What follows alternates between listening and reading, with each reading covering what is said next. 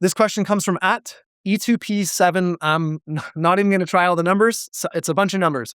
And the question here is, how should a large age gap couple manage the Affordable Care Act modified adjusted gross income cliffs when one spouse reaches Medicare years before the other? Great question. There's two things that really brings to mind that are worth paying attention to. The first is knowing that the value of the subsidy will be different or lower because you're doing it for one spouse and not for two. And therefore making sure that any action you take in order to qualify for those subsidies or any benefit you forego in order to qualify for those subsidies is weighted against that lower benefit you get from only having one spouse eligible for the subsidies. So that's a primary area to look into that I think, because I show many videos that show married couples, I think it could be easy to watch my videos and then assume that the benefit someone would obtain are these large total dollar benefits. But those are often marital benefits, assuming both spouses obtain some benefit. So you would just want to rerun this for only the spouse who would be obtaining the benefit. Then the other thing you have to factor in there is like this question surfaces, that's funny. This question surfaces a deeper evaluation, which is you have a large age gap couple. And now you have to ask yourself, is the large age gap going to potentially produce a widow's tax trap issue where maybe the surviving spouse is the woman, they have a large age gap, and so they might have a long life expectancy as a widow. They might inherit inherit the pre-tax balance and therefore have large R&Ds in a single filer bracket. And what's the additional tax cost of that going to be?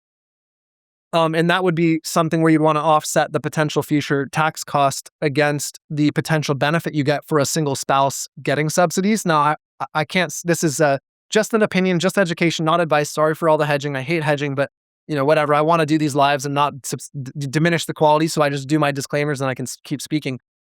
Candidly, my balanced view of Roth conversions and my balanced view of ACA subsidies is such that this type of scenario you're describing is one where I would be much more likely to look into the depth of the Roth conversion and maybe even weight that more heavily because of the pre-tax potential issue for a widow's tax trap issue, where that might actually, the benefit of attending to that through strategic Roth conversions, where you might negate the ability to qualify for ACA subsidies.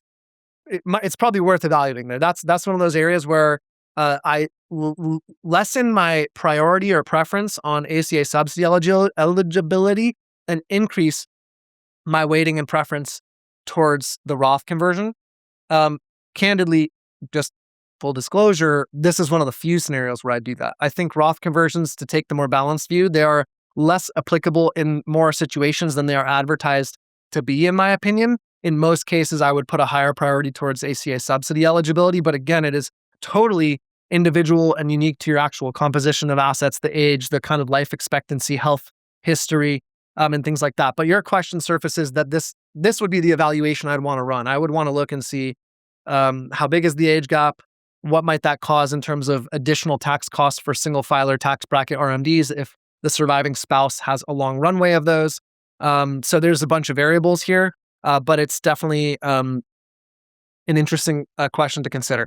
Real quick, let me show you the exact 3-pillar comprehensive retirement roadmap that takes retirees from uncertainty to peace of mind that less than 1% of retirees actually have in place. Now, I've built hundreds of these for retirees, and I can say with a high degree of confidence that these are the 3 pillars every retiree needs to have in place in order to have full confidence that they're not missing anything in their retirement plan.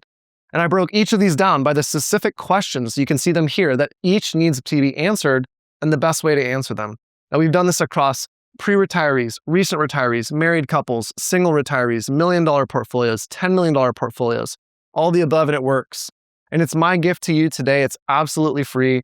It's in the first link in the description below this video. It's going to say free comprehensive retirement roadmap training. Just click the link, enter your info, and you'll get instant access all for free.